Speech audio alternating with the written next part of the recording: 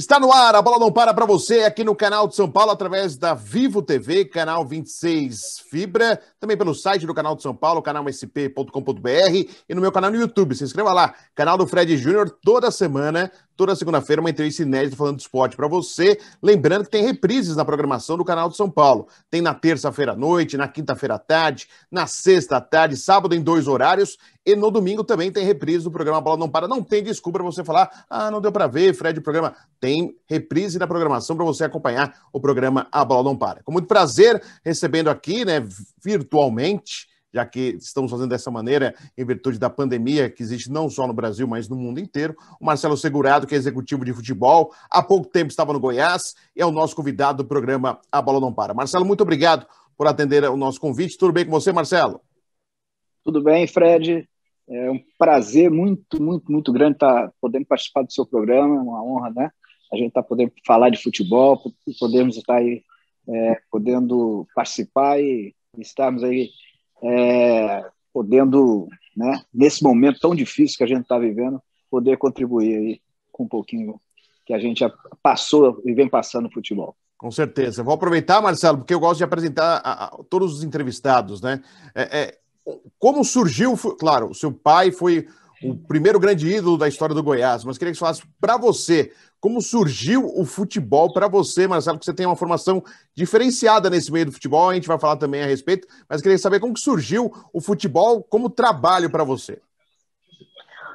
Fred, eu nasci no meio do futebol, né? Meu pai, minha família, meus tios, então eu nasci no meio da boleirada e fui criado, né, dentro do futebol, então já comecei também nas categorias de base e assim, talvez tu tivesse até o potencial para jogar futebol, mas assim, nunca tive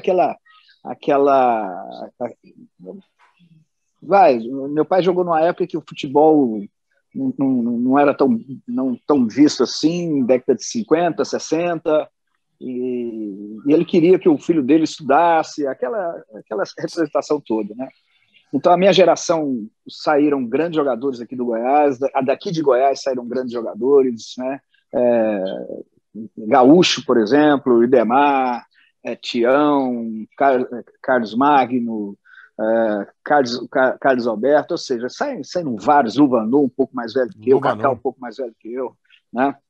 Então, assim, são vários que saem da minha geração. Então, joguei nas categorias de base, tive uma lesão muito séria no começo, bem no começo mesmo, ainda como ainda era júnior, né? Chamava júnior, e dali realmente não deu mais. Depois dessa lesão, fui parando e continuei. E sempre dentro do Goiás, como sócio conselheiro, né? Assim que meu pai faleceu em 97, o título dele ficou para mim como sócio. O título do meu pai é o 003 do Goiás. E em 95, 94, agora eu não me lembro. Não, 2004, 2005, agora não me lembro. O Raimundo Queiroz, o presidente do Goiás, me convidou para ser diretor do Goiás, né? Uma vez que não tinha nenhum representante da família Segurado, que é uma das fundadoras do Goiás, não tinha ninguém. E ele, olha, tem que ter alguém da família Segurado e tem que ser você. E aí, daí em diante, eu passei a ter sempre uma função não remunerada no clube, diretor de marketing. Depois eu fui para a base, e em 2007 eu passei a ser superintendente administrativo do Goiás, superintendente geral do Goiás, e em 2011 eu assumi o cargo de diretor de futebol. E aí sim, aí eu vi que era aquilo que eu queria, eu vi que o cargo era aquilo realmente que eu queria, larguei a função de superintendente geral, fui me especializar, fui aprofundar, entrei para a Bex, fiz os cursos da Universidade do Futebol, fiz outros cursos, estou fazendo agora da CBF, e daí em diante se tornou minha profissão. E entre tudo isso eu fiz geografia, eu era professor, trabalhava em colégio, tinha um colégio, e sempre dando aula e mexendo com escola. Foram duas coisas que eu fiz na minha vida: futebol e sala de aula.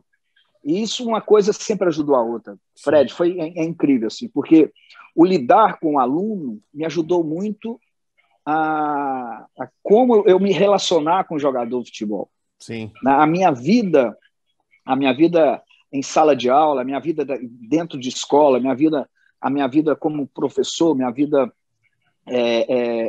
no campo da educação, me proporcionou muita bagagem para o relacionamento com os jogadores. Então, eu acho que juntou a minha vivência, né, de ter crescido no meio do futebol, a minha vivência no meio de um contexto sociológico, porque eu dei aula de geografia, de sociologia. Então, tudo isso... E o futebol é um viés sociológico brasileiro, né? É uma visão sociológica que a gente tem do Brasil. Então, tudo isso me ajudou muito. Então, eu acho que aí é uma análise, uma autocrítica que eu tenho, que a minha maior virtude enquanto executivo de futebol é gerir pessoas, porque o gestor de futebol, o executivo de futebol, o grande desafio dele não é contratar jogadores. O grande desafio dele é gerir diferentes tipos de pessoas, de origens sociais diferentes, de indivíduos diferentes, de vaidades diferentes. Então, o gestor, ele tem que surfar em todas essas ondas. E eu acho que isso é nato, eu aprendi, e isso me ajudou muito e vem me ajudando bastante. E sobre ainda esse lado professor, né, Marcelo? A gente sabe que a gente está no futebol há tanto tempo. Futebol, quando o garoto vai para a base e quer se tornar um profissional, futebol e escola não combina muito, infelizmente, porque muitas vezes ele deixa de estudar para se dedicar integralmente à carreira de jogador de futebol. Como que você vê isso? Você foi um professor com formação, né, em relação à geologia, sociologia, como você vê isso, né? Essa falta, às vezes, de apoio até da escola. É claro que o clube hoje cobra rendimento escolar, mas ainda a gente percebe, se a gente conversa com a maioria dos jogadores, a formação dele, não, alguns, a maioria, até primeiro grau, outros que ainda é minoria, segundo grau, formado, então, em faculdade, é quase que raro. Como que você vê esse paralelo, né? Que tem o estudo com o futebol? Eu acho que, por exemplo, uma das cláusulas, né, do clube formador é que ele estabeleça uma metodologia de educação, que ele exija dos seus atletas a educação. E eu vejo alguns clubes no Brasil que tem um direcionamento disso. O São Paulo é assim, tem escola dentro da de Cotia, o Cruzeiro também tem, o Atlético Paranaense tem. Quando assumi a superintendência de futebol do Goiás, estabeleci um projeto para isso, né, que hoje não existe mais, Por quê? Porque os clubes se preocupam muito em formar jogadores de futebol, né? Os clubes brasileiros não estão se importando em formar, eles não se importam em formar atletas, eles se preocupam somente em formar jogadores de futebol. Se você for observar hoje, os nossos jovens não estão sendo preparados para o futebol moderno. Sim. Né? Não tem só uma preocupação hoje de formação emocional, não tem se preocupação de formação emocional, psicológica, fisiológica. 90% dos clubes hoje não tem a preocupação de dar uma educação financeira para os atletas, ou seja, simplesmente dão uma camisa para o atleta e deixam ele ali para ele virar um jogador de futebol. A preocupação no ativo, a preocupação no ativo do clube do que no ser humano, no homem, é isso, né? Exatamente. Então, essa história que o clube está preocupado com a formação, com a educação, isso é balela. Então, eles colocam, às vezes, o atleta o garoto para ir para a escola e simplesmente põe um assistente social que às vezes não tem uma cobrança que necessariamente tenha que existir. Então, isso teria que ter uma cobrança mais rígida em função, e mais voltada mesmo do próprio clube. O clube tinha que ter um projeto em cima disso. Então, são poucos os clubes do Brasil que têm isso, que têm essa preocupação. Então, nós começamos agora no Ceará recentemente, em que eu passei, junto com a coordenação, nós começamos a fazer esse trabalho, e eu vejo o Brasil muito longe disso, né? Por exemplo, os Estados Unidos, a MLS, ele já vem pensando da mesma forma, vai seguir o mesmo caminho do basquete, do futebol americano, do beisebol. Então, essa preocupação ela tem que ser, porque o atleta, cada vez mais, ele tem que ser um profissional na acepção da palavra e um cidadão, antes de tudo, né? Para que ele possa ter responsabilidade. Olha, observe bem essas coisas que acontecem agora, né? Por exemplo, os atletas de alta performance, esses que têm mais notoriedade, eles tinham que ser pessoas, né, que estariam ajudando na propagação até mesmo de eventuais campanhas para as pessoas ficarem em casa, as pessoas se cuidarem, referências, né? E ao contrário. É o exemplo para o errado. Exato. Né? Eles têm que saber que eles têm essa responsabilidade. Né? Eles têm que saber disso. Né? Vou jogar a responsabilidade, vou falar, um Gabigol da vida, tinha que saber disso. Né? Agora, recentemente, Luiz Adriano, ele estava com Covid, ele foi. Quer dizer, eles tinham que ser os propagadores disso. Por que não são? Porque não foram criados para isso, não foram educados para isso. E o clube tem responsabilidade sobre isso.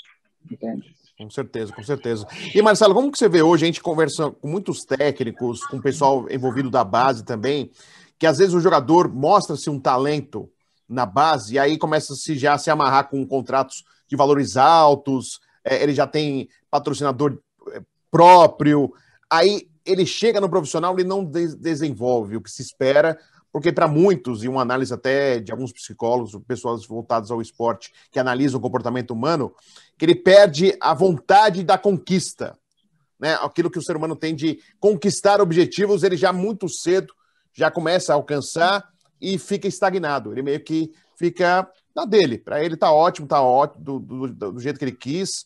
Ele tá meio que ele vira a salvação de uma família inteira. E aí quando chega num momento que ele pode até crescer ainda mais, ele acaba estagnando. Como que você observa isso? E se realmente você percebe que alguns casos, claro, tem outros casos que não, que o cara desenvolve e fica cada vez melhor. Você percebe essa mudança? É justamente porque não tem um acompanhamento, talvez psicológico, porque falta esse cuidado com esses atletas, né? Porque às vezes fazem um contrato com ele dando somente o dinheiro para esse atleta, entende? E não é só isso, tem que se ter um cuidado com a família do atleta, porque às vezes não é só o atleta que vislumbra com isso, é o pai, a mãe, né? São os irmãos que começam também a ter um problema. Então tem que ter um acompanhamento geral, isso não é tão simples assim. Você pegar um menino de 16, 17, 18 anos, que é um adolescente, e dá salário de 20, 30, 40, 50 mil para esse menino. Isso, se você pegar uma pessoa de 30, 40 anos e fizer isso da noite para o dia, ele vai se deslumbrar. Agora você imagina. Então, essa mudança, essa chave, ela não é fácil para ninguém, quanto mais para um atleta. Por quê? Porque esses atletas, esses meninos, eles são privados de muita coisa da vida, né? Então, assim, eles não têm uma vida, eles não podem ter uma vida comum de qualquer outro adolescente, né? Qual que é a cobrança que qualquer adolescente tem? De passar no vestibular, disso, de aquilo. Mas se não der certo esse ano, tem ano que vem. Se não der certo na pública, tem a privada. Ele não. Ele tem que ter, hoje, dentro dos seus departamentos, cada vez mais essas pessoas, vamos colocar assim, esses psicólogos, esses motivadores, entre aspas, mas que sejam pessoas que estão vinculados, porque hoje o mundo é da informação, hoje o mundo não é mais simplesmente o mundo do resultado, é o mundo da informação, é um mundo rápido, e essa rapidez ela tem que vir acompanhada também de quem está comandando o futebol. Muito legal, nós estamos conversando com o Marcelo Segurado, executivo de futebol, que está dando aí sua visão em relação ao futebol. É uma coisa bem interessante, é um assunto bem interessante a gente falar, que é uma análise até para você entender um pouco como funciona o futebol nos seus bastidores em relação aos jovens atletas. Aí você que está na esperança no seu clube de surgir um grande atleta, não é fácil e a carreira não é tão simples como se parece em relação a ser jogador de futebol. A gente vai ao rápido intervalo e já voltamos com mais A Bola Não Para para você.